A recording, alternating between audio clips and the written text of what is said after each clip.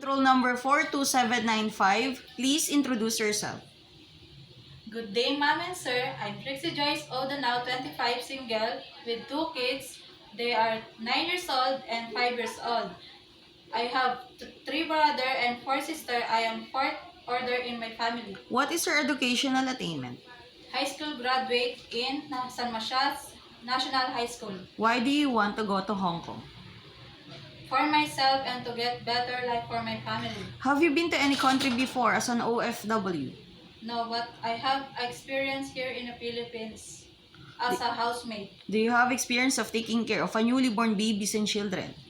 Yes, What can you do for babies and children? changing diaper, feeding him, take a bath, and change clothes. Do you have experience of taking care of an old person? No, but I'm willing to learn. Aside from your daily household work, what other special skills you can do inside the house? Cooking and tutoring. What foreign dishes can you cook? Steamed fish, adobo, and pasta. Describe yourself as an housemaid.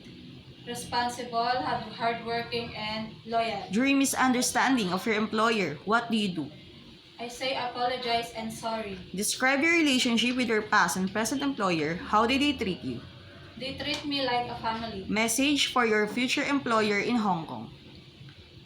If you choose me as your domestic helper, I will promise that I will not break my 2 years contract and do my best.